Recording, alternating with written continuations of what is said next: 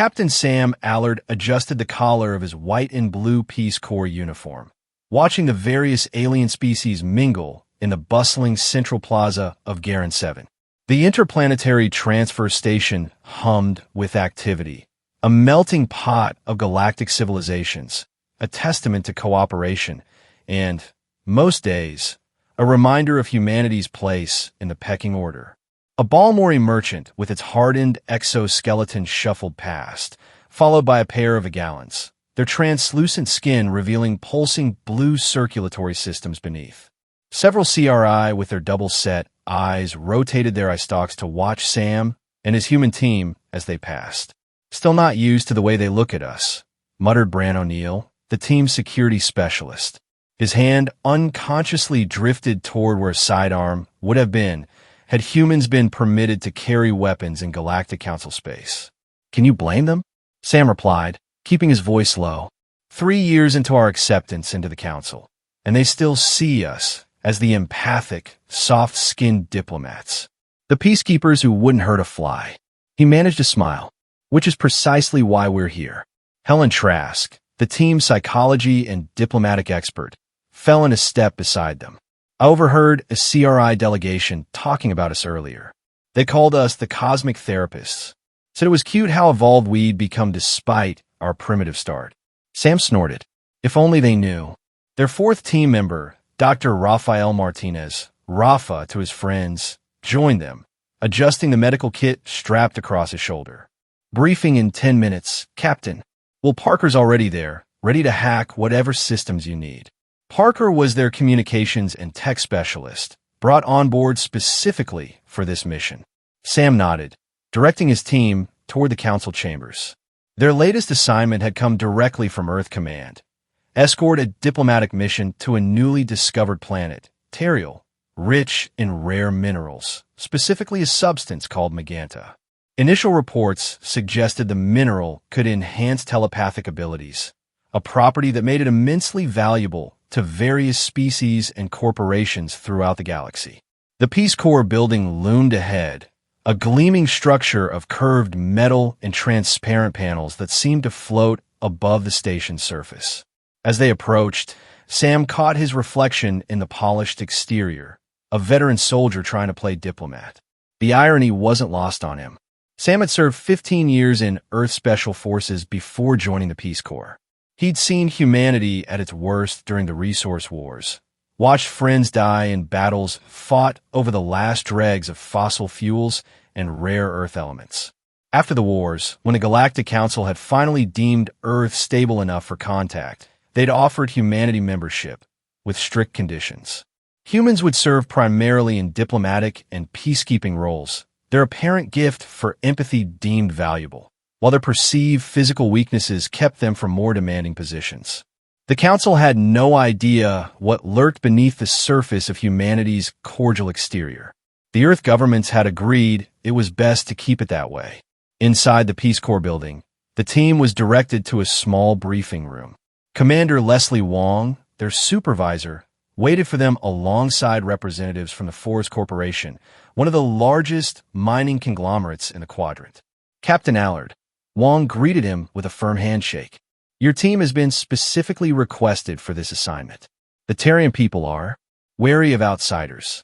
Previous negotiations haven't gone well, which is corporate speak for they kicked our representatives off their planet," interjected a tall, gray-skinned alien that Sam recognized as a Vexen, the species known for their business acumen and, less officially, their ruthless pursuit of profit.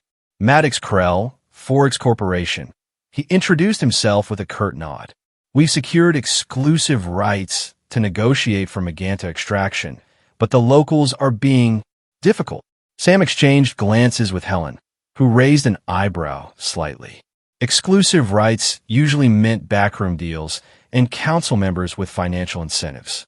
"Our role?" Sam asked, addressing Commander Wong rather than Krell.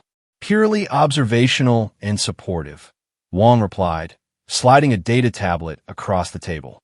"You'll accompany the Forex delegation, ensure fair negotiations, and report any violations of council ethical standards." "In other words," Krell added with what passed for a smile on his lipless face, Stay out of the way and let us handle business. Sam's jaw tightened, but he kept his expression neutral. When do we depart? Tomorrow morning. The Forex vessel profitable venture is being prepared as we speak. After the briefing, Sam gathered his team in their designated quarters. The space was cramped by station standards, another subtle reminder of humanity's status. I don't like it, Brand said immediately. Forex has a reputation for getting what they want, regardless of local objections. Parker, what can you find on previous Forex operations? Sam asked. Will Parker, a lanky man with constantly moving fingers, was already working on his portable terminal. Not much on official channels, but there are rumors. Displaced indigenous populations, environmental catastrophes conveniently blamed on natural causes, local resistance leaders mysteriously disappearing. Standard corporate playbook, Helen observed. What's different here is the Magenta. If it truly enhances telepathic abilities, it could shift the balance of power in the council.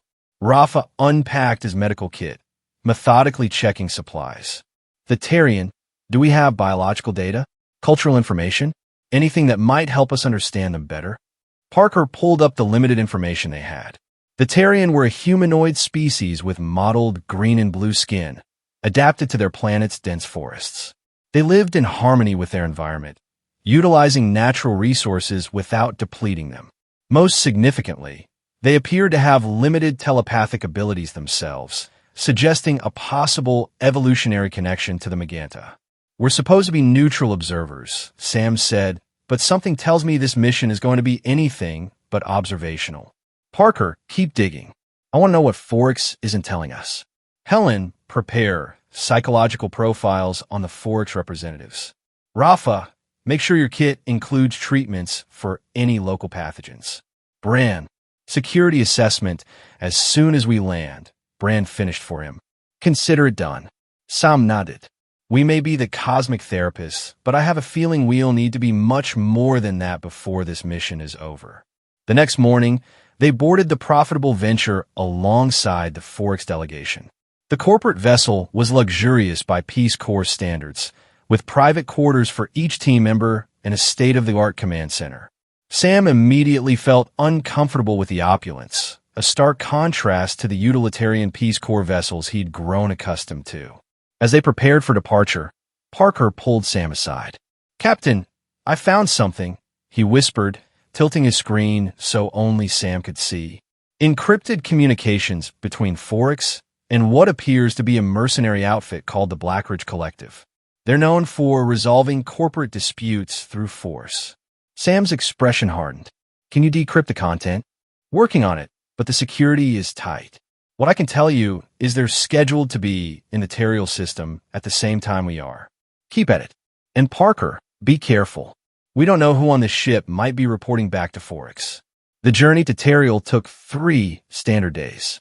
During that time, Sam observed the Forex team carefully.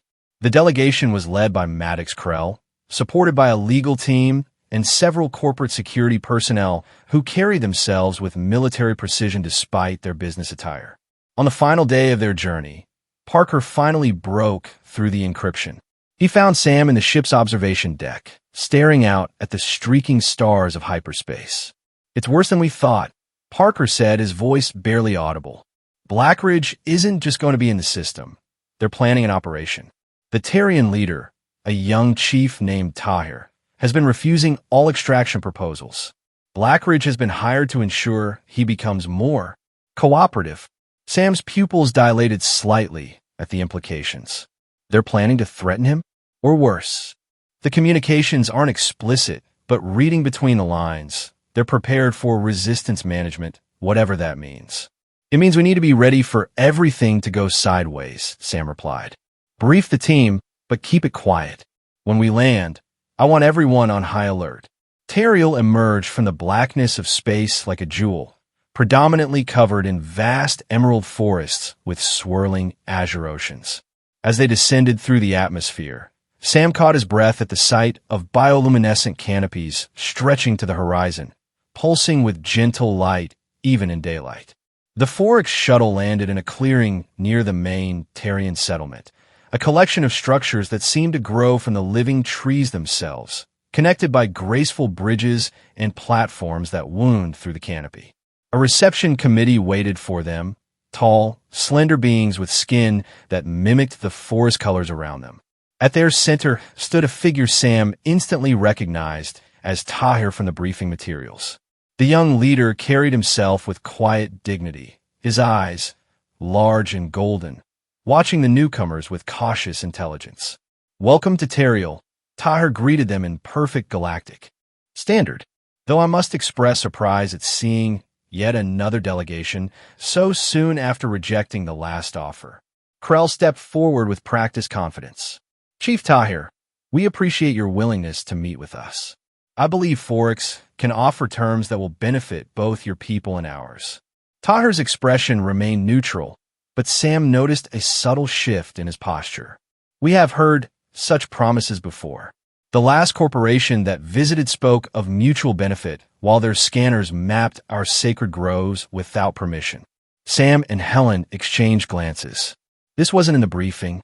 May I introduce Captain Sam Allard and his team from the Galactic Peace Corps," Krell said smoothly, changing the subject. "They're here to observe and ensure all negotiations meet Council standards." Tahir's golden eyes studied the humans with interest. "We welcome neutral observers. Perhaps you will see what others have not." The initial meeting was held in a circular chamber within the largest living structure. The walls seemed to pulse gently with the same bioluminescence they had observed from the air, creating an atmosphere both serene and slightly disorienting to the visitors. Sam positioned his team strategically around the room, with Helen closest to the negotiations to observe reactions, Bran near the entrance monitoring security, and Rafa and Parker toward the back, taking readings and gathering data. As the talks progressed, the tension became increasingly palpable. Krell's initial diplomatic veneer began to crack as Tahir repeatedly rejected proposals for extensive mining operations. "The Maganta is not merely a resource to be extracted," Tahir explained, his voice remaining calm despite Krell's growing frustration. "It is interwoven with our world, our consciousness. Your scientists speak of its telepathic enhancement properties. To us, it is the voice of ancestors, the whispers of futures yet to come." "Poetic," Krell replied dismissively, but hardly practical. "The Council has already approved preliminary extraction rights. We're merely discussing terms." This was news to Sam. He caught Parker's eye and made a subtle gesture. The tech specialist nodded, understanding the unspoken command to investigate this claim. "The Council has no authority to approve anything on Teriel without our consent," Tahir countered, a flicker of anger finally showing through his composed exterior. "We are not Council members, nor do we wish to be if membership means surrendering our sovereignty." As the negotiations deteriorated, Sam received a discreet alert from Parker. Confirmed backdoor deal between Forex and 3 Council members. Nothing official. Also, Blackridge ships have entered the system. ETA, 6 hours. Samistamak Daitant. They were running out of time. When the first day of negotiations ended with no progress, the Forex delegation was shown to guest accommodations within the Terrian settlement. Once they were alone, Sam gathered his team. "We have a problem," he said without preamble. "Blackridge mercenaries will be here within hours, and I doubt they're coming for a friendly chat." "What's our play?" Bran asked, checking the small, non-lethal stunner that was the only weapon Peace Corps members were permitted to carry. "We're not equipped for a confrontation, and we're supposed to remain neutral observers," Helen added, though her tone suggested she had already moved beyond that constraint. Sam ran a hand through his short military cropped hair. "Neutrality only works when both sides are playing by the rules. Our mandate includes reporting violations of Council ethical standards. I'd say planning to use mercenaries to force a negotiation qualifies." "We should warn Tahir," Rafa suggested. "Agreed, but carefully," Sam replied. "We need proof before making accusations, and we need to understand exactly what Blackridge is planning." Parker spoke up. "I could try to access the Blackridge tactical channel, but I'll need to get closer to the Forex shuttle. They're likely using it as a relay." "I'll go with you," Bran offered. "Provide cover." Sam nodded. Helen, see if you can arrange a private meeting with Tahir. Diplomatic channels only, nothing that would alert Krell.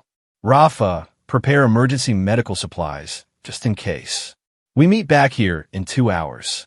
After the team dispersed, Sam found himself alone on a balcony overlooking the Terrene settlement. The forest canopy below pulsed with gentle light, creatures calling to each other in melodic tones unlike anything he'd heard on Earth or other planets. It was peaceful in a way that made the impending threat feel all the more obscene. His solitude was interrupted by approaching footsteps. He turned to find Tahir joining him at the balcony's edge. Your thoughts are troubled, Captain Allard, the Terrene leader observed. Sam considered his words carefully. Your world is beautiful. I understand why you protect it so fiercely. And yet you serve those who would tear it apart for profit. I serve the Peace Corps, Sam corrected gently. Our mission is to ensure fair treatment of all species, especially those not yet under Council protection. Tahir studied him with those golden eyes that seemed to see more than what was on the surface. There's something different about humans.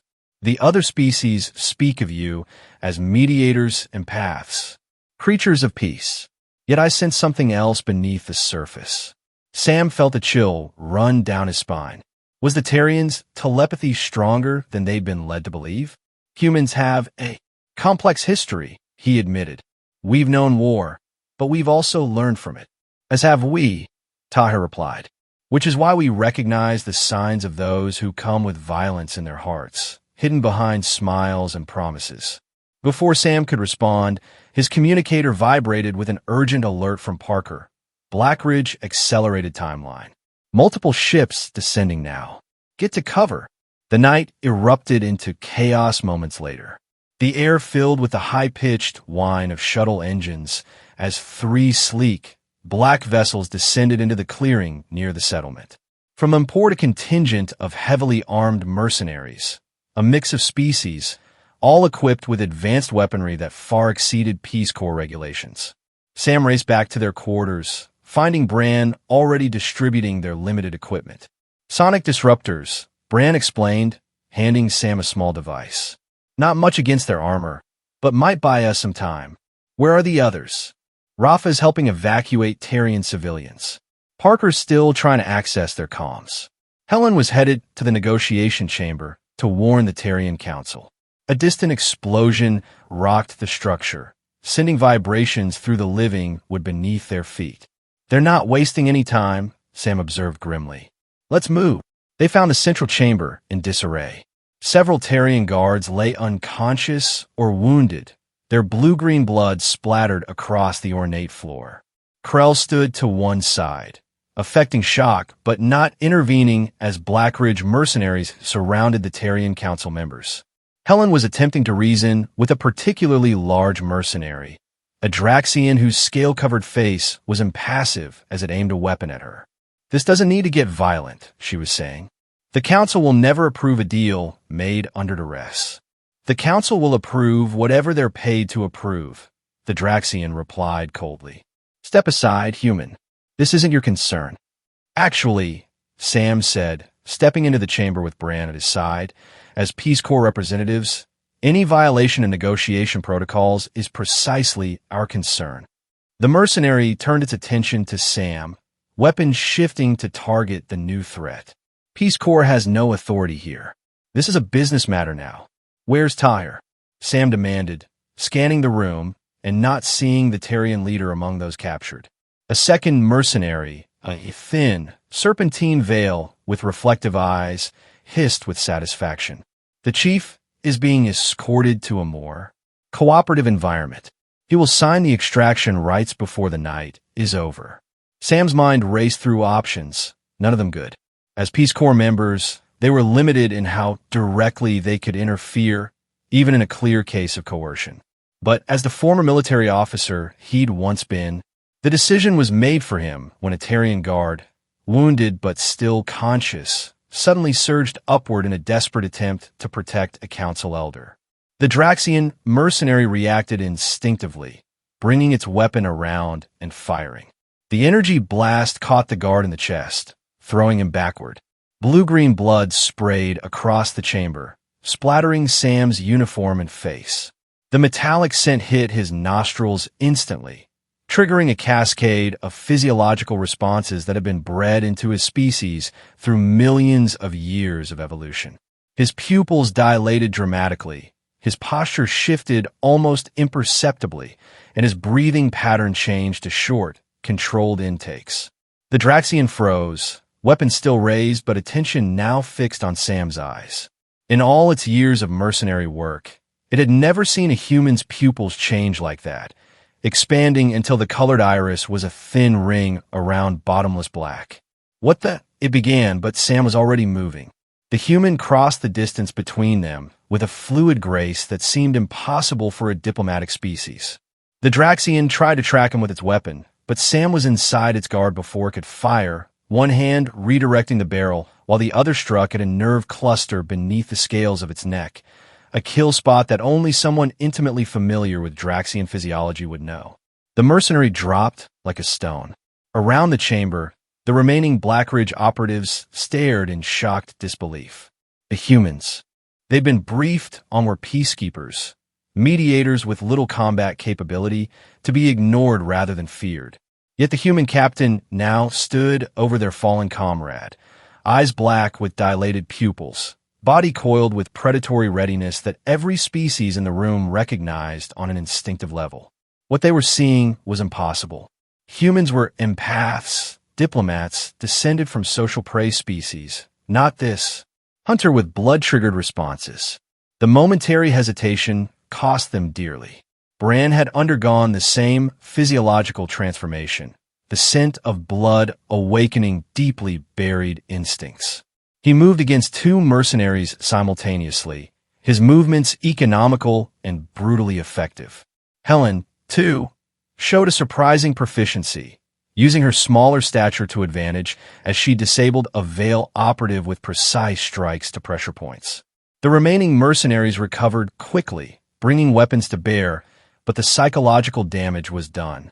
They had expected to intimidate unarmed diplomats and frighten natives, not face trained predators whose eyes now marked them as threats to be eliminated.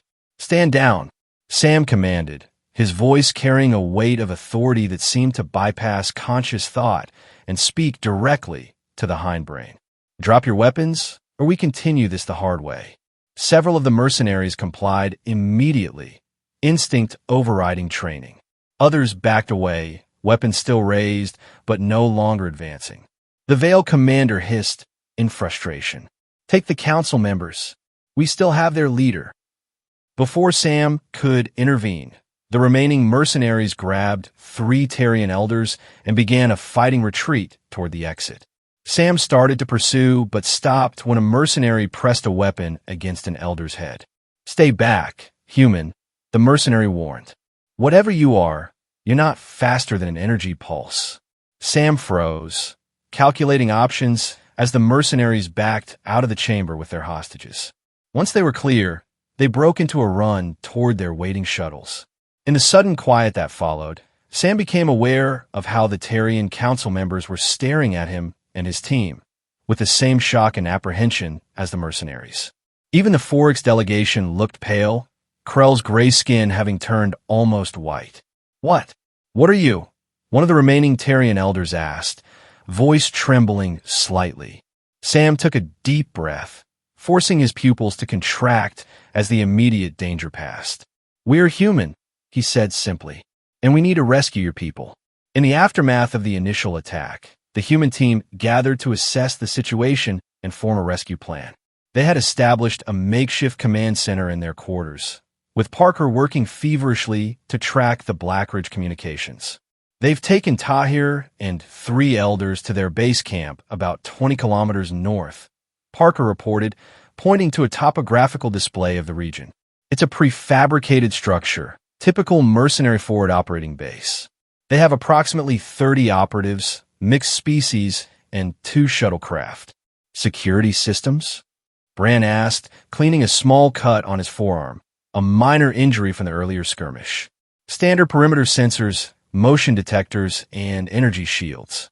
Nothing we haven't dealt with before." Sam nodded, noting Parker's casual reference to their military backgrounds, something they typically downplayed in their Peace Corps roles. They'll expect us to call for council intervention, which would take at least 12 hours to arrive. By then, they'll have forced signatures and be gone. Which means we need to move tonight, Helen concluded. She had been unusually quiet since the confrontation, processing the implications of what had happened. There's something else, Parker added hesitantly. I managed to decrypt more of their communications. This isn't just about Forex getting mining rights. There's council involvement at the highest levels. 3 counselors specifically are expecting delivery of initial McGannis samples within the week. Names? Sam asked sharply. Counselor Vex of the Deem, Counselor Rawl of the Progeny, and Counselor Tellen of the CRI. Rafa whistled low. That's a power block controlling nearly 40% of council votes. Which explains why they're willing to use such extreme measures, Helen said.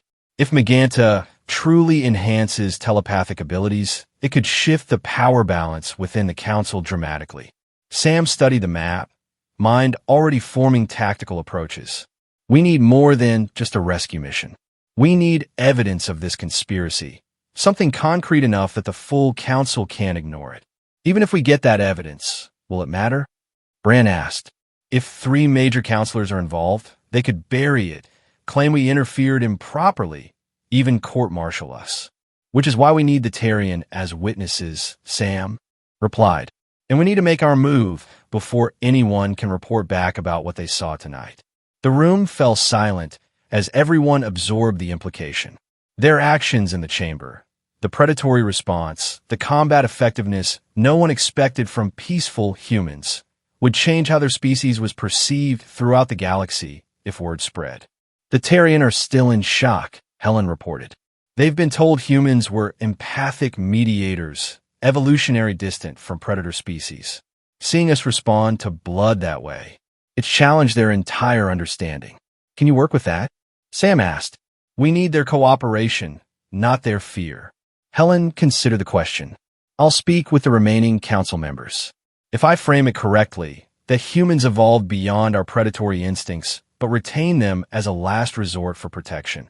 They might see it as admirable rather than threatening. Do it, Sam nodded. Rafa, what medical supplies do we have for the hostages? The doctor grimaced. Not enough. My kit is designed for humans primarily, with some cross-species emergency treatments. I can improvise, but raid the Forex shuttle, Sam decided. They'll have a fully stocked medical bay.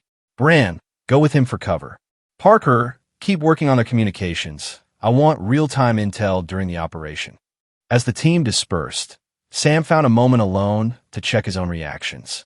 The blood response had been stronger than he'd expected, a rush of clarity and focused aggression he hadn't felt since his combat days. Peace Corps training included techniques to suppress these natural reactions, maintaining the carefully cultivated image humans presented to the galaxy. Tonight had shattered that image, at least for those present. The question now was how far the ripples would spread. Helen returned an hour later with cautious optimism. The Tarian Council is willing to work with us. They're adaptable. Once I explained that our predatory traits remain in service to protection rather than aggression, they seemed almost relieved, as if they'd finally understood something that had been puzzling them about humans. And Krell, the Forex delegation, under house arrest by the Tarian guards. They're denying any knowledge of the Blackridge operation, of course. Of course, Sam echoed dryly. Any problems getting to their shuttle? He asked as Bran and Rafa returned carrying medical supplies. None, Bran reported. They're keeping their heads down, hoping to distance themselves from this mess. Found something interesting, though, a direct communication link to Counselor Tellen. Very illegal for a corporation to have. More evidence for our collection, Sam noted with satisfaction. Parker, the tech specialist, looked up from his array of devices. I've got their patrol schedules, security codes, and internal communications. The hostages are being held in the central module. Tahir is separated from the others, undergoing what they call enhanced negotiation techniques. Samizgotaitant. Torture. Essentially, yes. They're on an accelerated timeline. planning to have signed extraction rights by morning and be off-planet before any council peacekeepers could respond to a distress call. Then we move now, Sam decided. 2 teams. Bran and I will handle perimeter security and create a diversion. Helen, Parker, and Rafa will extract the hostages. Primary objective is rescue. Secondary is evidence collection. Any questions? There were none.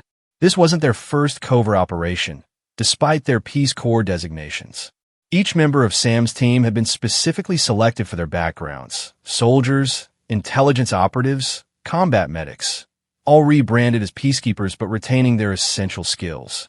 The Terrian provided transportation, swift, silent gliders that utilized the natural air currents flowing through the forest canopy. Within an hour, they were in position near the mercenary encampment, a prefabricated structure nestled in a clearing with shuttlecraft positioned for quick departure. Perimeter guards change in 5 minutes, Parker whispered, checking his data pad.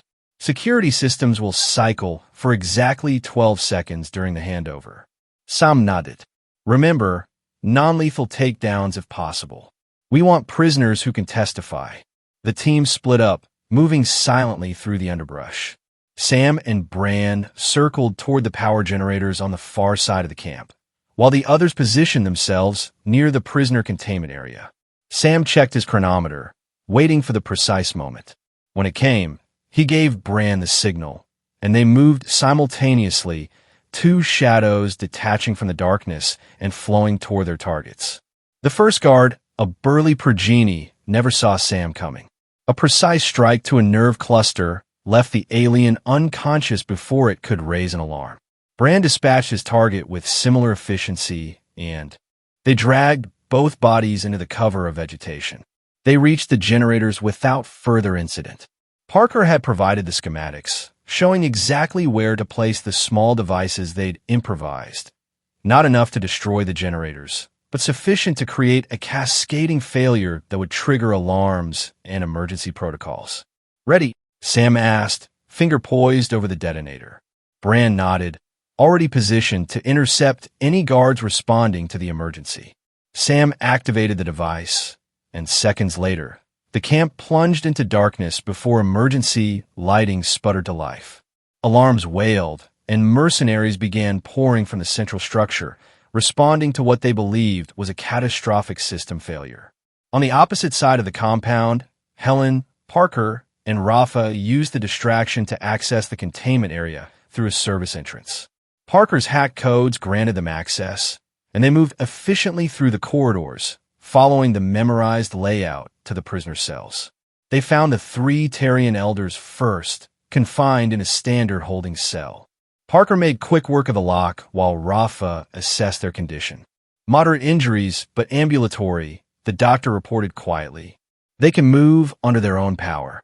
Helen addressed the elders in a reassuring tone. We're getting you out.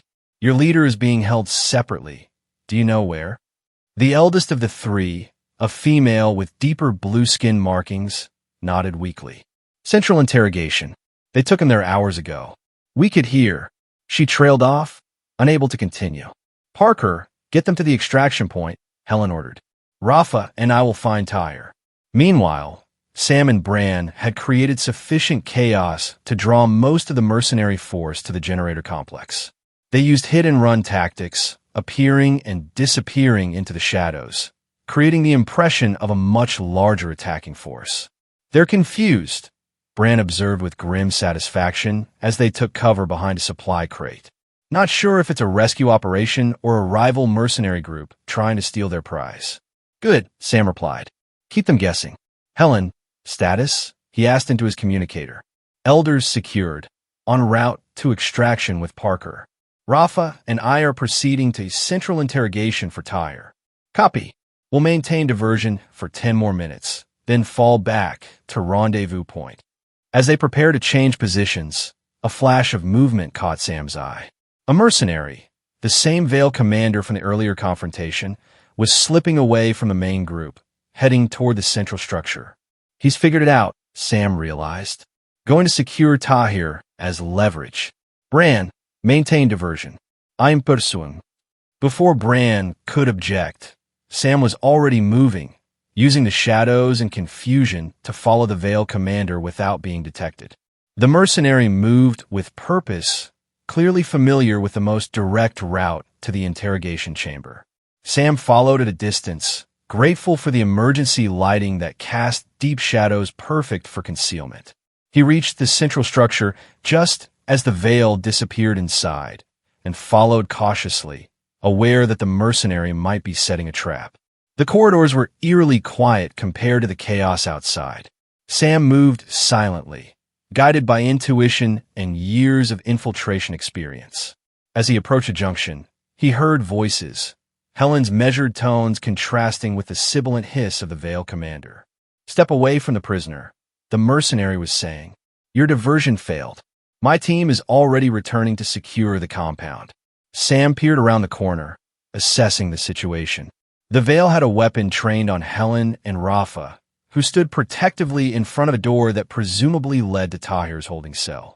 The mercenary's back was to Sam, attention fully focused on the two humans before him. Sam considered his options. The corridor offered little cover for approach, and the Veil species was known for exceptional peripheral vision and reflex speed. A direct assault was risky. Then he noticed Rafa making a subtle gesture with his hand.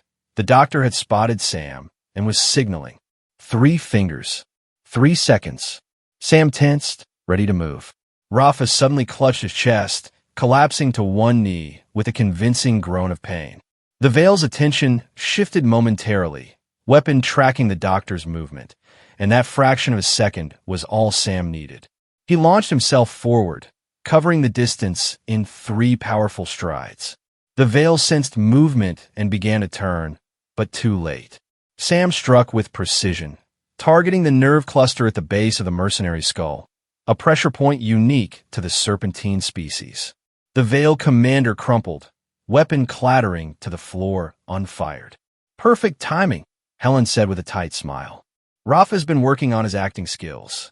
The doctor was already back on his feet, moving to secure the fallen mercenary. Pressure points are so much more reliable than dramatics, but one works with what one has. "Tahir?" Sam asked, gesturing to the door. Helen's expression grew serious. "In there. They've been thorough. Rafa needs to stabilize him before we move him." Sam nodded, helping the doctor gather his supplies before they entered the cell. The sight inside made his blood run cold. Tahir was secured to an interrogation frame, his normally blue-green skin pale and mottled with darker patches. Bruising, Sam realized, or the Tarian equivalent. The young leader was conscious but clearly in severe pain, his golden eyes dulled with suffering. "Chief Tahir," Sam said, moving quickly to release the restraints while Rafa prepared treatment. "We're getting you out of here." Tahir's eyes focused slowly on Sam, recognition dawning. "Captain, the Peace Corps. You came." His voice was raspy, barely audible. "Save your strength," Rafa advised, administering a pain blocker specifically calibrated for Tarian physiology. "These should help with the immediate discomfort, but you have significant internal injuries." As Sam released the final restraint, Tahir slumped forward. Sam caught him, supporting the Tarian's weight as Rafa continued his assessment. They wanted more than signatures, Tahir managed to say despite Rafa's advice. "Information about Maganta deposits, about our connection to it. Try to make me reveal sacred sites." "Did you?" Helen asked gently. Tahir's expression hardened despite his weakness. "I would die first." "No one's dying today," Sam assured him. "Can you walk?" The Tarian leader nodded, though the effort clearly cost him.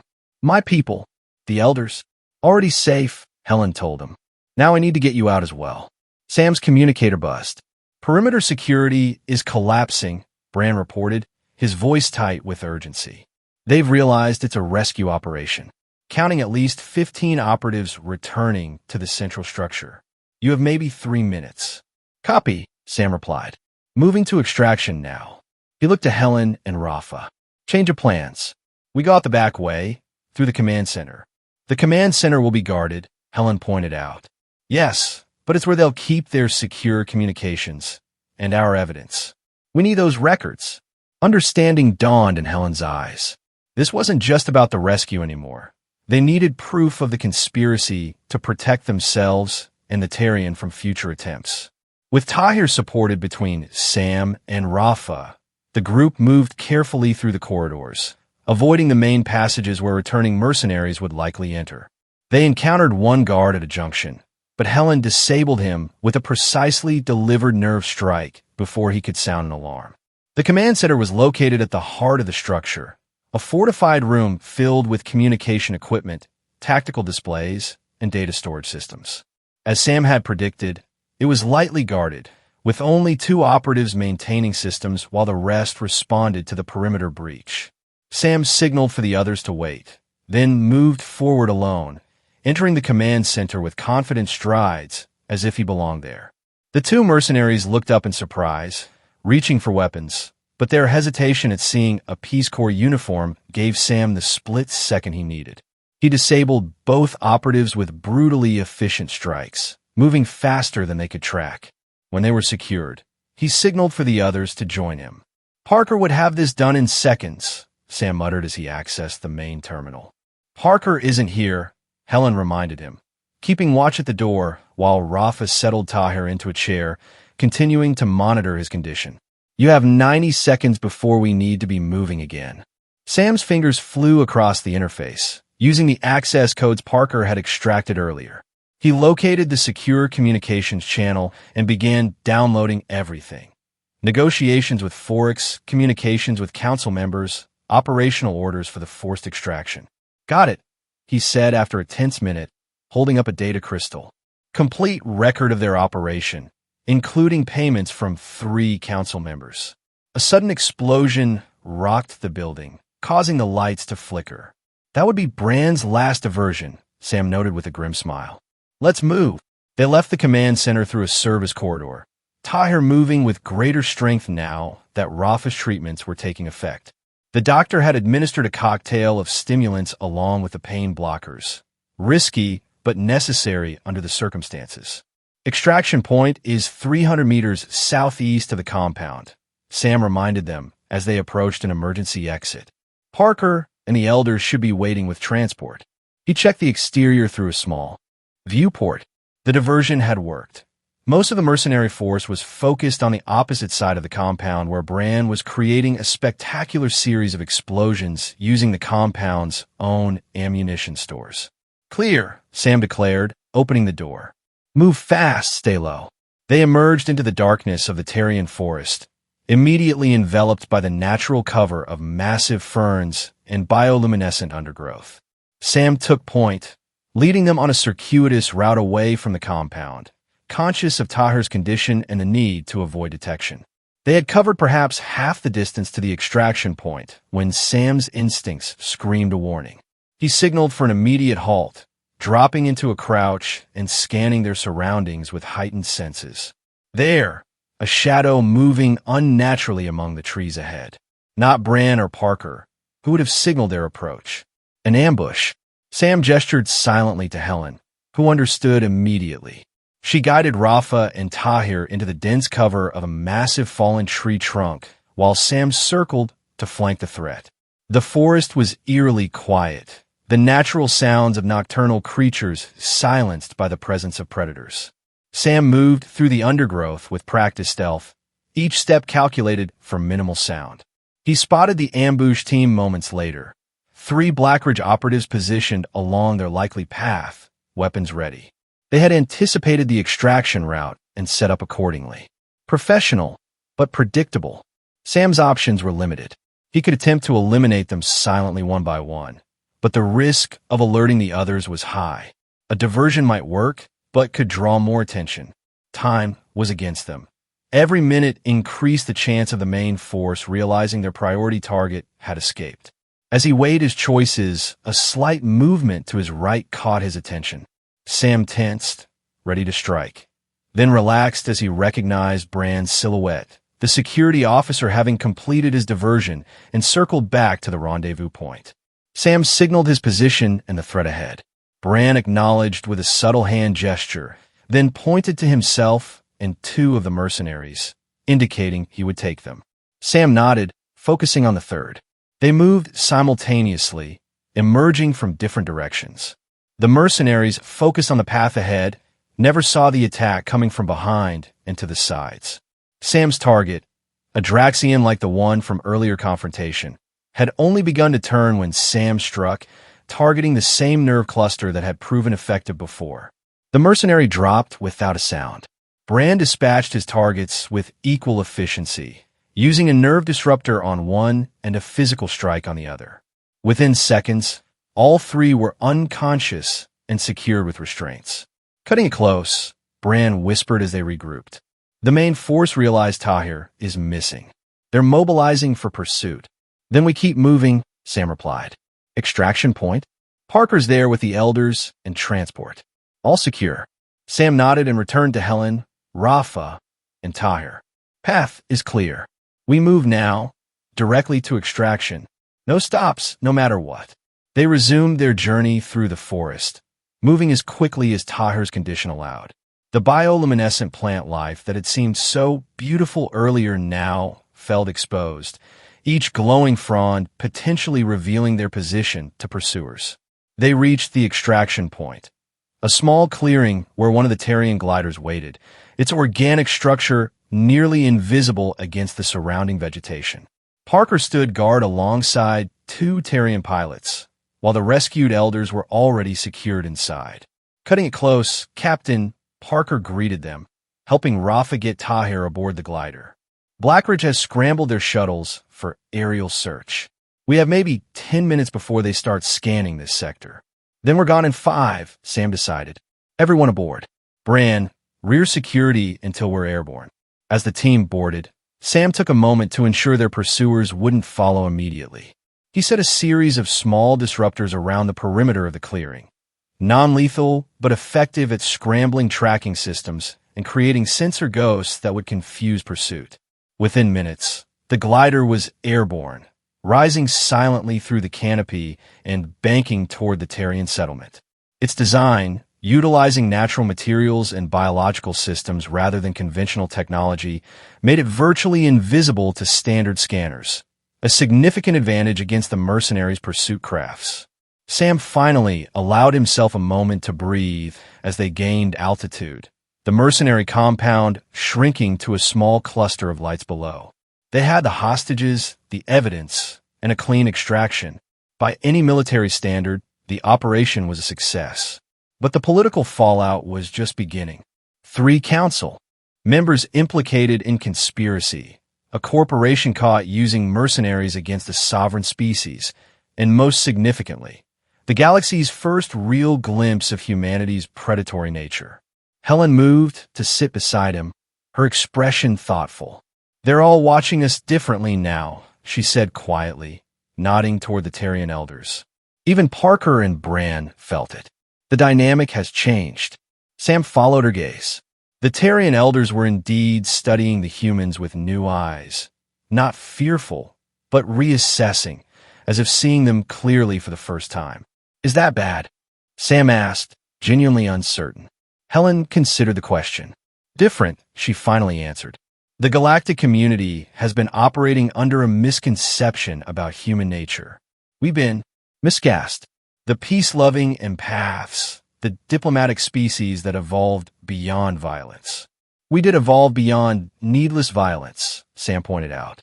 We just retained the capacity for necessary force. A distinction that many species don't make, Helen replied. For most council races, evolution either selected for aggression or cooperation, not both. We're unusual.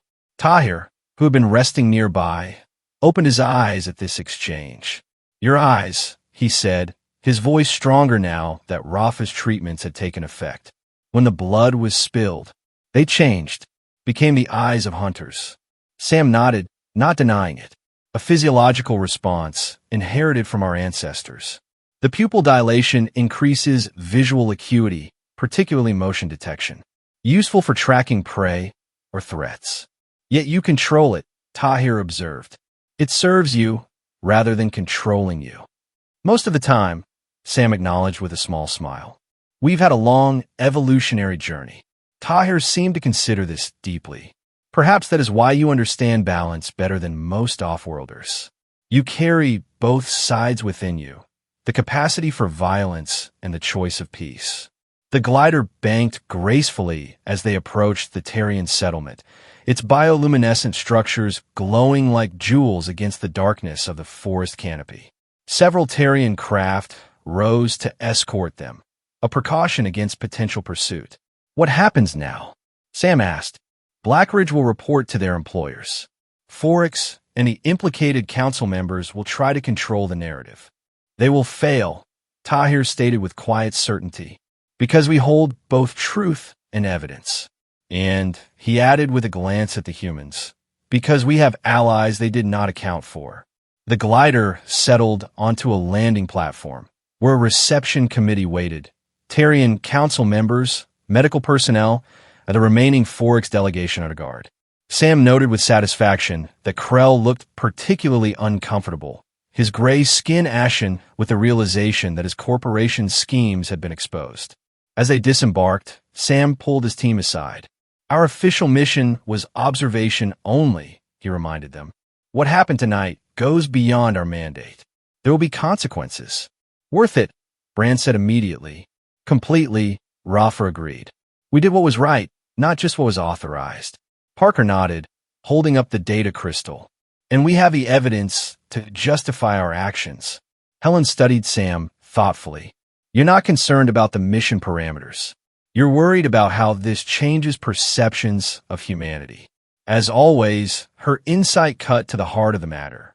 For 3 years, humanity has occupied a specific niche in the galactic community. The diplomats, the peacekeepers, the empathic species that helps others negotiate their differences. What happens when they realize we're also predators? "They adapt," Tahir interjected, having overheard as he was helped from the glider. "As all intelligent species must. Perhaps it is time for the Council to see humans as you truly are, complex beings capable of both great empathy and formidable strength." Before Sam could respond, a commotion erupted at the far end of the platform. A sleek shuttle bearing council insignia had landed, and from it emerged a contingent of enforcement officers, the council's official peacekeeping force, responsible for maintaining order in council space. At their head walked a stern-looking progeny in the distinctive blue and silver uniform of a commander. She approached the gathering with measured steps, her 4 eyes scanning the situation with practiced efficiency. "Commander Laris," she introduced herself. "Council Enforcement Division. We received reports of unauthorized military action and coercion of a non-council species." Her gaze fixed on Sam. "Captain Allard, I presume?" Sam straightened, adopting the formal posture of a Peace Corps officer. "Commander, my team responded to an illegal operation by Blackridge mercenaries, acting on behalf of Forest Corporation and with the knowledge of certain council members."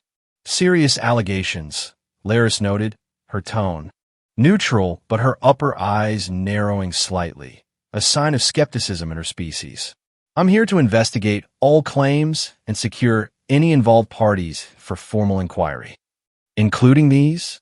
Parker asked boldly, stepping forward with the data crystal. "Complete records of communications between Blackridge, Forex, and 3 council members, detailing plans to force extraction rights through coercion and violence." Laris accepted the crystal, her lower eyes widening in surprise.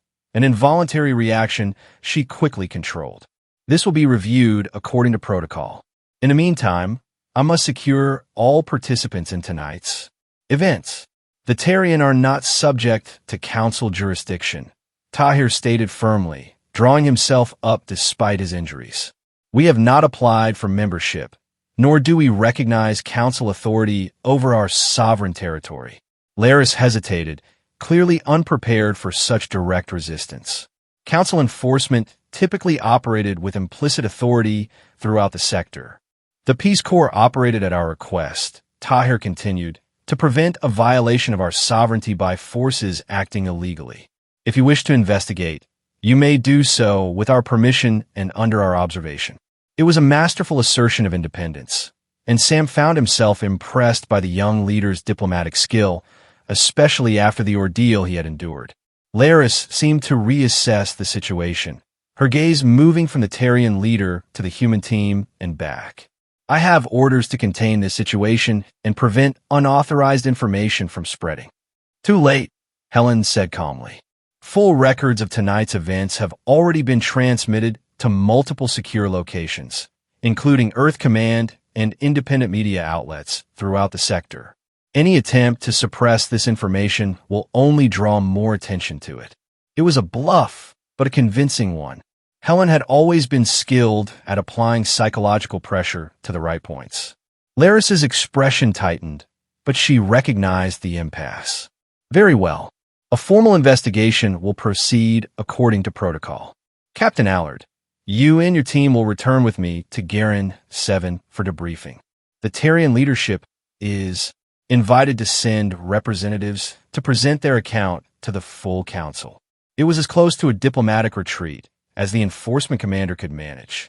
Sam nodded acceptance, recognizing that facing the council directly was their best chance to ensure the truth was heard. We will prepare for departure in 1 hour, Sam told her. After we've ensured the Tarian hostages receive proper medical care and security arrangements are in place to prevent further Blackridge intrusions. Laris clearly wanted to object to the delay, but reconsidered. 1 hour, she agreed curtly, before returning to her shuttle, presumably to report the unexpected complications to her superiors. When she was out of earshot, Bran let out a low whistle. That could have gone worse. It still might, Sam cautioned. We're going to face a council inquiry, and at least 3 counselors will be highly motivated to discredit us. But we have the evidence, Parker pointed out, tapping his temple to indicate he had created backup copies of the data. And the truth, Tahir added. I will personally lead the Tarian delegation to the council. Your actions tonight have earned our trust and our alliance. Sam studied the Tarian leader, noting how his golden eyes now held both gratitude and a new wariness when regarding the humans. Our actions tonight also revealed a side of humanity that the galactic community has not seen before.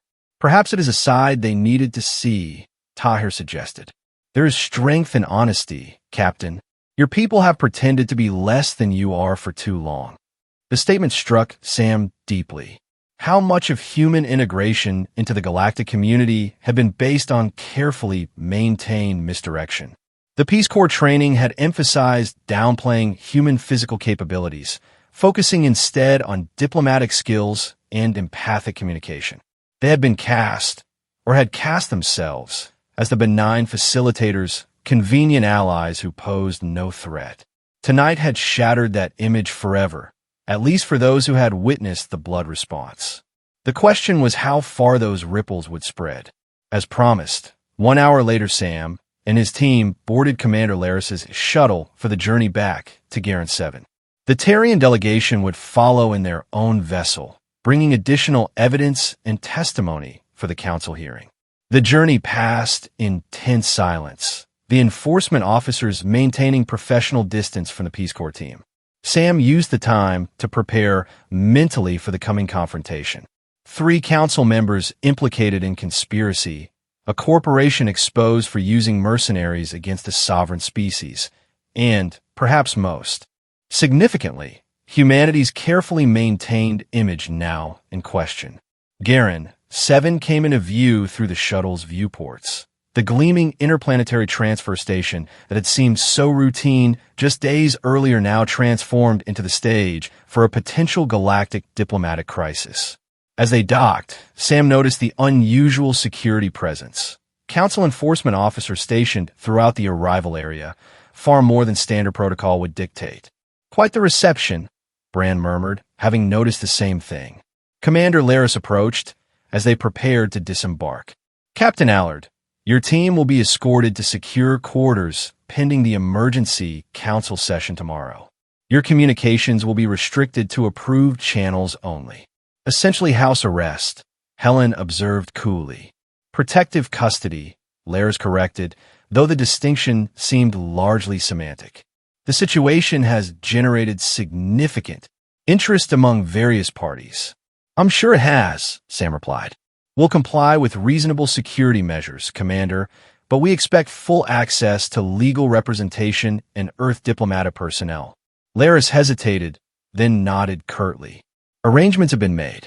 Earth's council representative has been notified and will meet with you before the hearing. That was something at least. Ambassador Chun was known for her shrewd political instincts and unwavering protection of human interests. If anyone could navigate the coming storm, it would be her. The team was escorted through unusually empty corridors to a suite of rooms in the diplomatic wing. Comfortable enough, but with security fields active at all exits and communication systems clearly monitored. House arrest with better furnishings, as Helen had suggested.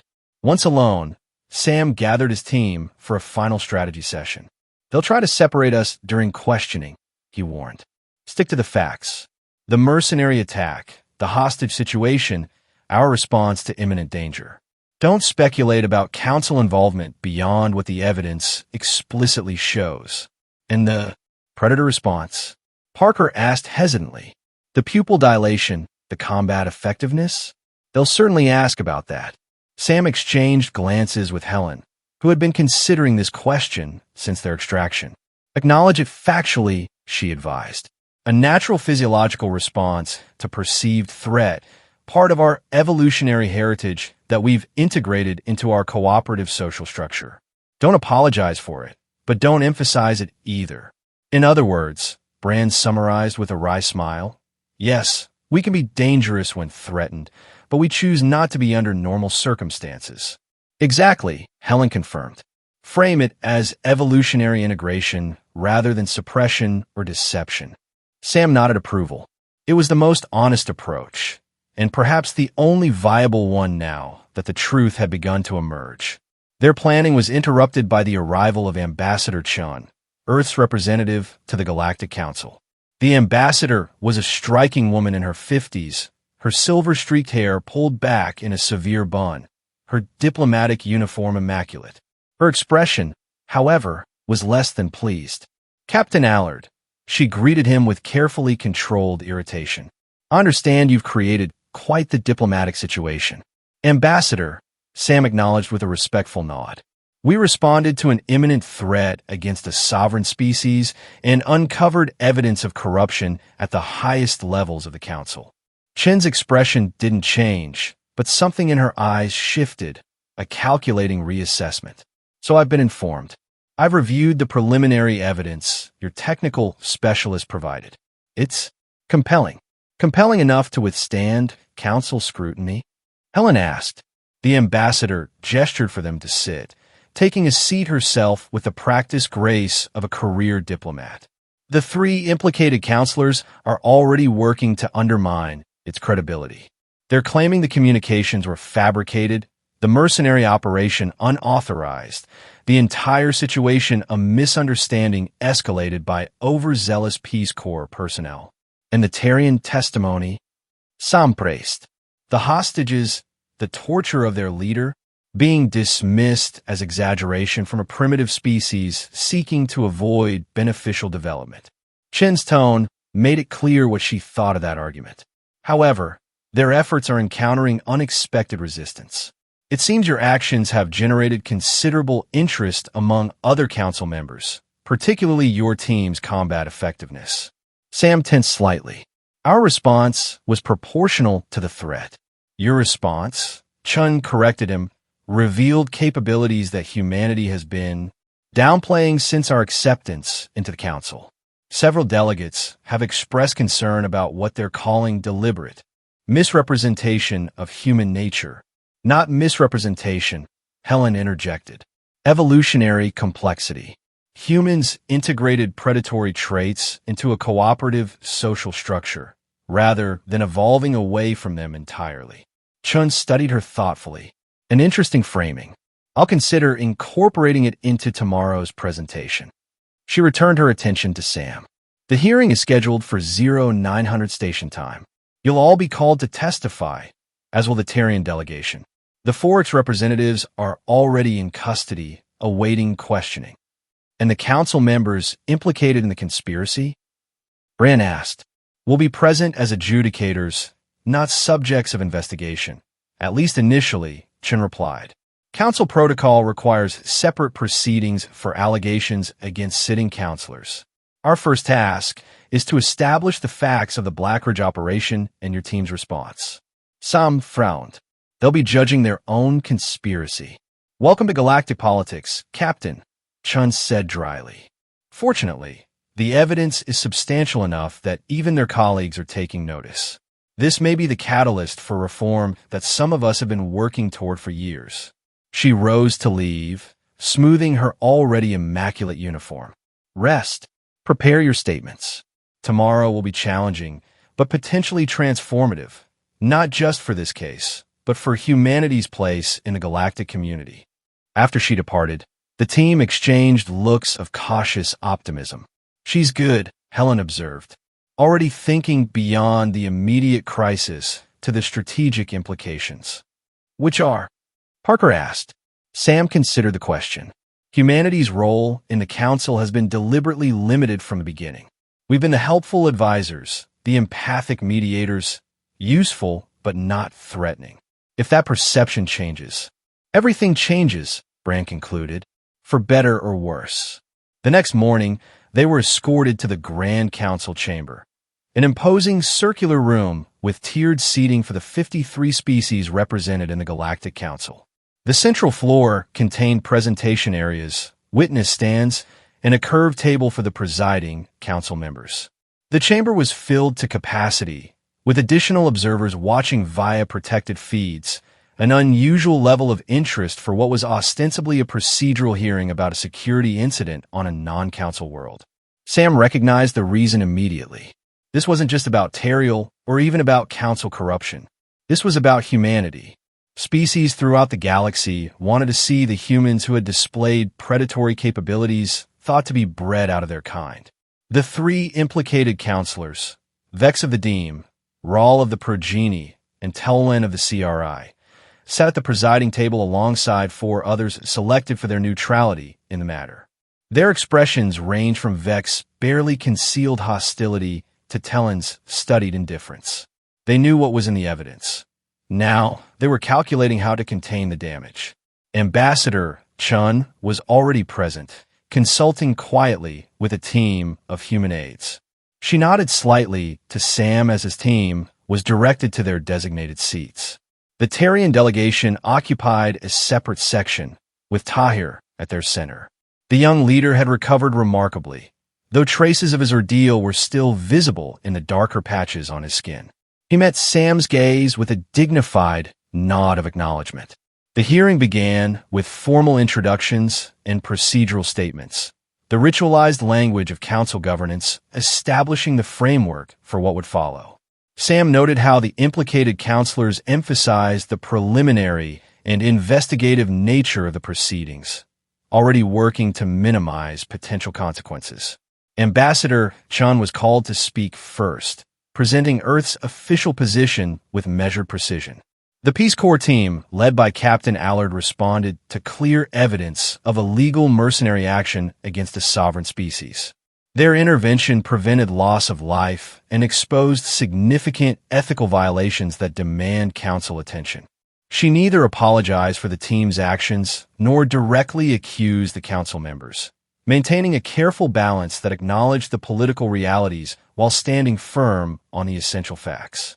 The questioning began with Sam, called to the witness position to recount the mission from beginning to end. He delivered his testimony with military precision, focusing on verifiable facts and direct observations rather than speculation. When questioned about the team's decision to intervene directly rather than calling for council enforcement, he was unapologetic. The hostages would have been dead or removed from the planet before enforcement could arrive, he stated clearly. Our mandate includes protecting vulnerable species from exploitation and harm. We acted within that mandate. Counselor Vex leaned forward, his bulbous eyes narrowing. Yet your actions went far beyond observation and mediation. Witnesses describe combat techniques and physiological responses inconsistent with human Peace Corps protocols. And there it was, the real focus of their interest, barely an hour into the proceedings. We responded proportionally to the threat presented, Sam replied evenly. Peace Corps training includes defensive techniques for emergency situations. Not the techniques observed, Counselor Rawl interjected. Multiple witnesses describe human pupils dilating dramatically in response to blood exposure, followed by combat effectiveness far exceeding documented human capabilities. Sam glanced briefly at Ambassador Chun, who gave an almost imperceptible nod. The truth, then, or at least a version of it. Human physiology includes evolutionary adaptations from our predatory ancestry, Sam explained. Under extreme stress, particularly in response to certain stimuli, such as blood, these adaptations can manifest as enhanced visual acuity, increased reaction speed, and access to combat instincts normally suppressed by our social conditioning. The chamber erupted in murmurs, many delegates clearly disturbed by this confirmation of what had previously been dismissed as exaggeration or misunderstanding. "You are describing predator responses," Counselor Tellen stated, mandibles clicking in agitation. Yet humanity was accepted into the council as a primarily cooperative, empathic species with minimal aggressive tendencies. Humanity is exactly as we presented ourselves, Ambassador Chun interjected, stepping forward. A species that evolved complex social cooperation while retaining adaptive physical capabilities. We have integrated our evolutionary heritage rather than suppressing it, a distinction that many council species may find difficult to comprehend given their own evolutionary paths. It was a diplomatic way of noting that most galactic species had evolved either toward pure cooperation or pure aggression, not the complex integration that characterized human development. The questioning continued for hours, with each team member called to testify about their actions and observations. Helen provided crucial context for human evolutionary psychology, explaining how predatory instincts had been channeled into protective rather than aggressive behaviors throughout human history. Bran and Parker detailed the tactical aspects of the rescue operation, while Rafa testified about the injuries sustained by the Tarian hostages, medical evidence that contradicted Forex's claims of a misunderstanding. Throughout it all, Sam observed the council members and assembled delegates. The initial shock was giving way to more complex reactions, curiosity from some, calculation from others, and from a surprising number, something like respect. When Tahir was finally called to testify, he moved to the witness position with dignity despite his still healing injuries. His account of the Blackridge operation and subsequent torture was delivered with such calm clarity that even the most skeptical delegates seemed affected. "The Human Peace Corps team acted to protect my people when no other help was available," he concluded. "They demonstrated both great courage and great restraint, using force only when necessary and only to the degree required. If this is the true nature of humanity, both the capacity for violence when needed and the wisdom to choose peace when possible, then it is a nature worthy of respect, not fear." It was a powerful endorsement, made more significant by coming from one who had directly experienced the humans' predatory response yet chose to defend them. The final phase of the hearing centered on the evidence itself, the communications records Parker had secured from the Blackridge Command Center. Despite the implicated counselors' attempts to challenge their authenticity, the technical verification was irrefutable. The conspiracy was exposed in their own words. Plans to secure Maganta extraction rights through coercion, with full knowledge that force would likely be required against the Tarian. As the proceedings neared conclusion, Counselor Vex made a last desperate attempt to regain control of the narrative. While these communications may suggest procedural irregularities, the larger concern before us is the revelation of humanity's true nature. A species with predatory adaptations and combat capabilities has been operating throughout council space under the guise of peaceful mediators. This deception poses a far greater threat than any alleged impropriety regarding mining rights. It was a clever deflection, attempting to transform themselves from accused to accusers. Sam felt a momentary concern that it might work. Fear was a powerful motivator, and many council species had evolved specifically to avoid predators. But Ambassador Chun was ready. Humanity has never denied our evolutionary history, she stated firmly. Our application for council membership included complete biological and psychological profiles. That some council members chose to emphasize certain aspects of human nature over others reflects your preconceptions, not our deception. She paused, allowing her gaze to sweep the assembled delegates. Perhaps the real question is why certain council members feel so threatened by the revelation that humans can defend themselves and others when necessary. Could it be because it interferes with plans to exploit those perceived as weaker? The implication hung in the air, a direct challenge to the narratives that had limited humanity's role in galactic affairs. The presiding neutral counselor, an ancient Morgan whose age granted particular authority, finally spoke. This hearing has revealed matters requiring further investigation on multiple fronts. The evidence regarding the Blackridge operation and associated council involvement will be referred to a special ethics committee for immediate review. The Terrian sovereignty claim is acknowledged and will be formally recognized in council records. The Morgan's compound eyes shifted a focus on Sam and his team. As for the Peace Corps personnel, their actions, while beyond standard protocols, were justified by the threat to sentient lives. They will be commended for their service rather than censured for their methods. It was a verdict that satisfied no one completely, but acknowledged the essential truths, a typical council compromise. Yet Sam sensed something deeper shifting beneath the surface of galactic politics. The way delegates were looking at the human contingent had changed. Assessment replacing assumptions, respect mingled with wariness replacing dismissive tolerance. As the hearing concluded and the chamber began to empty, Tahir approached Sam and his team, accompanied by the Terrian elders. "Your truth is now known," the young leader observed. "How does it feel to be seen as you are?" Sam considered the question carefully. Complicated, he finally answered. "Humans have always been both predator and protector. Finding the right balance is our constant challenge." "A worthy challenge," Tahir replied, "and one that makes you valuable allies." He extended his hand in the human gesture of partnership that he had clearly studied. Teriel would be honored to establish formal diplomatic relations with Earth directly, independent of council oversight. It was a significant offer, a bilateral relationship that acknowledged humanity as equals rather than junior members of the galactic community. Sam accepted the handshake, but deferred the formal response to Ambassador Chun, who had joined them. Earth would welcome such an arrangement, the ambassador confirmed, her expression revealing satisfaction at this unexpected diplomatic victory emerging from crisis. Perhaps the beginning of a new approach to galactic relations, one based on honest recognition of our differences and strengths. In the days that followed, the ripples continued to spread. The three implicated counselors were formally censured pending full investigation, with their voting privileges suspended. Ford's corporation faced sanctions and the loss of extraction permits across 17 systems. Most significantly, the Council approved a review of human status and capabilities, with proposals for expanded roles beyond the limited diplomatic functions previously assigned.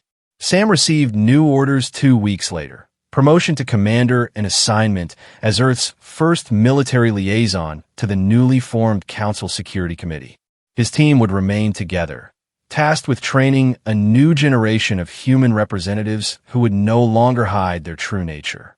The last meeting before their new assignment took place in a secluded conference room on Garin 7, with only the team and Ambassador Chen present.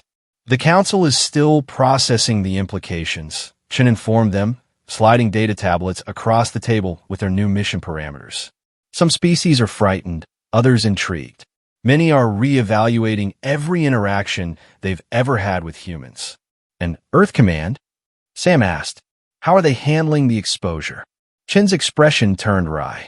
With surprising enthusiasm, actually, apparently maintaining the harmless empath facade has been taxing on our diplomatic corps. There's relief in being able to operate more authentically. So what's the official position now?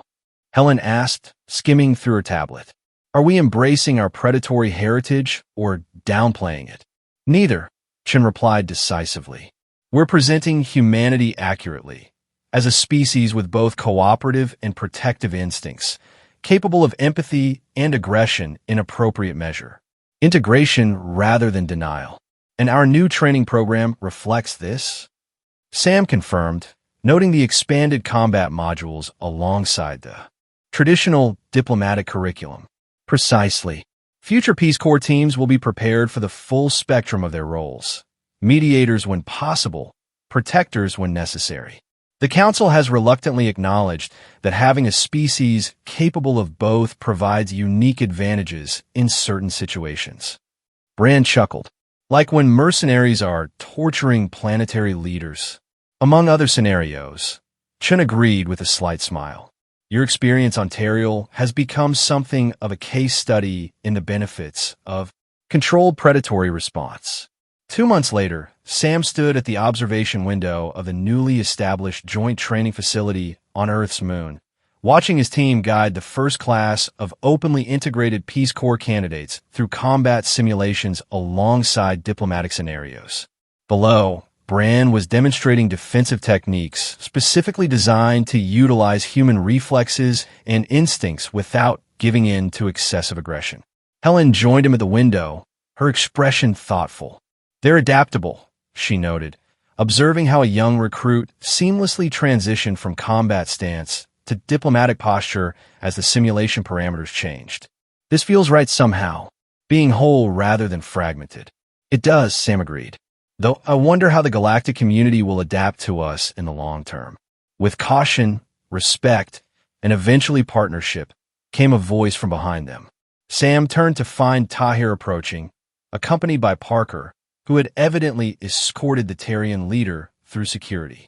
Chief Tahir, Sam greeted him with genuine pleasure. I didn't know you were visiting Earth. The first official Tarian delegation to your world, Tahir confirmed with a slight bow.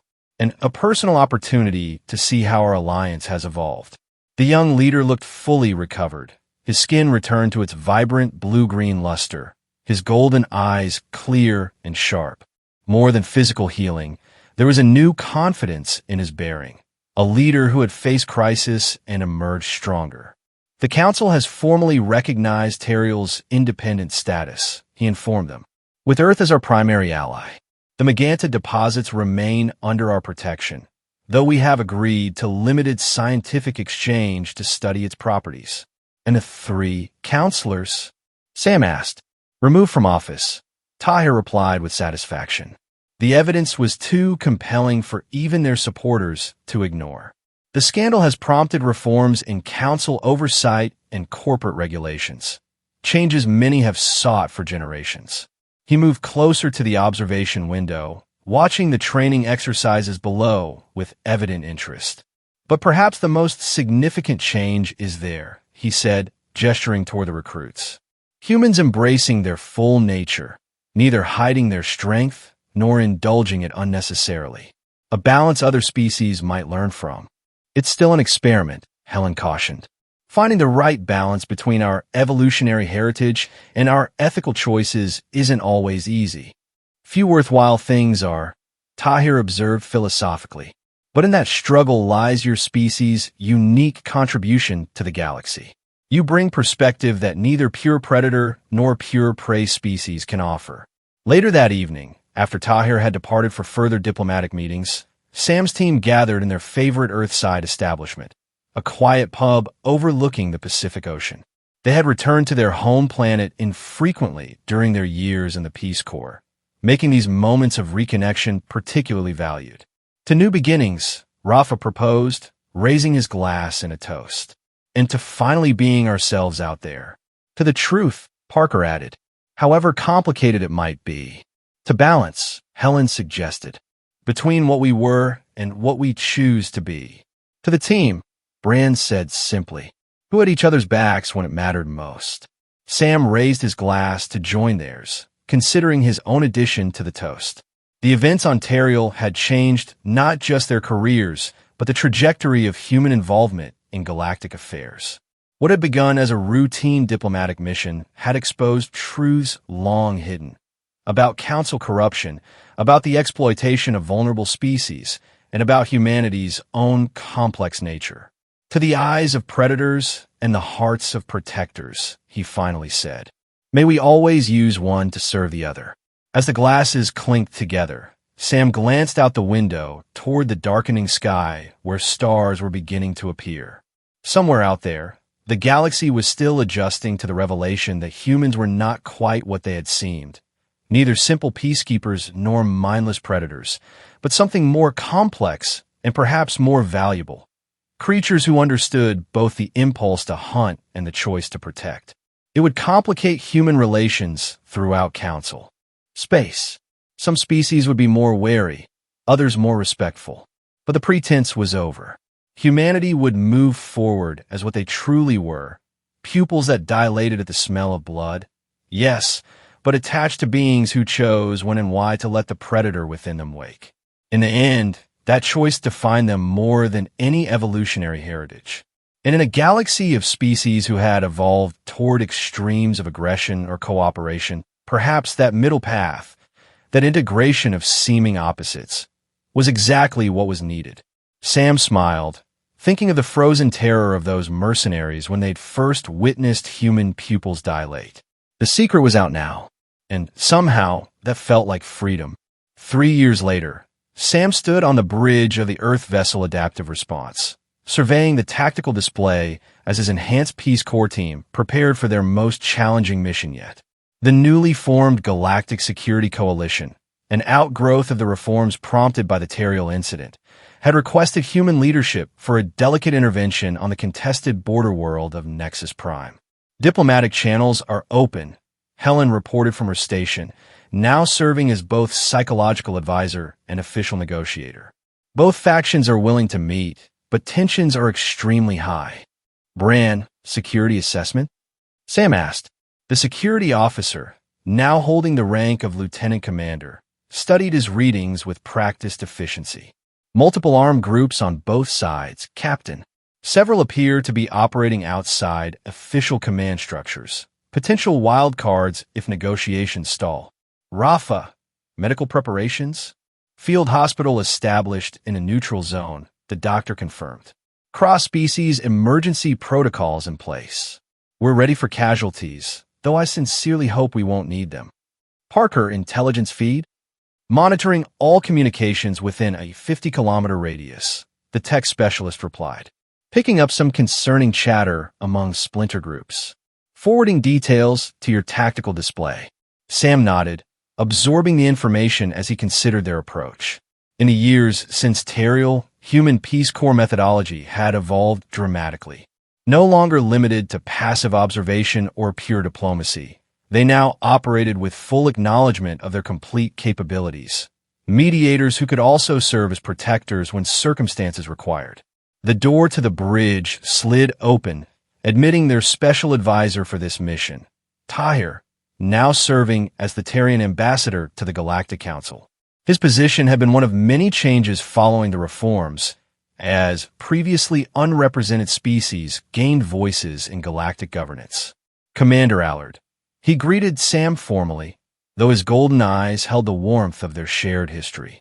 The Council observers have arrived in system and wish to convey their confidence in your team's approach to this situation. Their confidence is noted, Sam replied with equal formality, before adding more personally, though I suspect not universally felt. Tahir's mouth curved in what humans had come to recognize as a Tarian smile. Councilor Morgan may have mentioned certain dissenting opinions. Some species remain uncomfortable with human involvement in potentially volatile situations. Still worried we'll go full predator at the first sign of trouble? Bran asked from his station, not bothering to hide his amusement. More concerned that your unique capabilities give you undue influence in seemingly diplomatic situations, Tahir clarified. Though after 13 successful interventions under the new protocols, such concerns are increasingly difficult to maintain. The tactical display updated, showing approaching vessels from both factions on Nexus Prime, cautiously advancing toward the neutral meeting ground where negotiations would take place. Time to work, Sam announced, straightening his uniform, no longer the pure white and blue of the traditional Peace Corps, but a modified design that acknowledged their expanded role. Helen, You'll lead the initial diplomatic engagement. Bran, security oversight with passive measures only unless conditions change. Parker, continuous intelligence monitoring. Rafa, humanitarian support. I'll coordinate from command level unless direct intervention becomes necessary. As his team acknowledged their assignments and prepared to depart, Sam found himself reflecting on how far they had come from that first mission to Teriel. The revelation of humanity's true nature, both diplomatic and predatory, had not been the disaster some had feared. Instead, it had created space for a more honest integration into the galactic community. Your thoughts seem distant, Commander, Tahir observed quietly as the others moved toward the transport bay. Just appreciating the journey, Sam replied. From having to hide what we are to being valued for it. It's been a significant shift. Truth often creates its own path once revealed, the Tarian philosopher-diplomat noted. Your species no longer needs to dilate its pupils in secret. Sam laughed at the imagery. No, but we still try to avoid doing it unnecessarily. Tend to make diplomatic sessions rather tense. As they followed the team toward the transports, Sam felt a familiar sense of purpose. Humanity had found its proper place in the galactic order, neither hiding their strength nor flaunting it, but using it in service of protection and peace. The predator and the protector, integrated rather than at war. It was, he reflected, exactly as it should be. The aliens might still freeze momentarily when human pupils dilated in response to threat, but now they understood why. And more importantly, they understood what would follow. Not mindless aggression, but controlled, purposeful action in defense of those who needed protection. That understanding had transformed humanity from galactic oddities into valued allies. And in a universe filled with threats both known and emerging, perhaps that was exactly what the Galactic Council needed most. A species that knew both the hunter's instinct and the healer's compassion, and had learned to wield both with wisdom. Ready, Commander? Helen called from the transport entrance. Sam nodded, moving forward to join his team. Always. Let's show them what humans do best. Make peace when possible, and protect it when necessary. Behind him, Tahir watched with quiet approval as the human commander joined his crew. His pupils currently normal, but capable of transformation in an instant if danger threatened those under his protection. The galaxy was still adapting to the truth about humans, but the Tarian leader had no doubts. Some truths, once revealed, could never be hidden again, and sometimes that was exactly as it should be.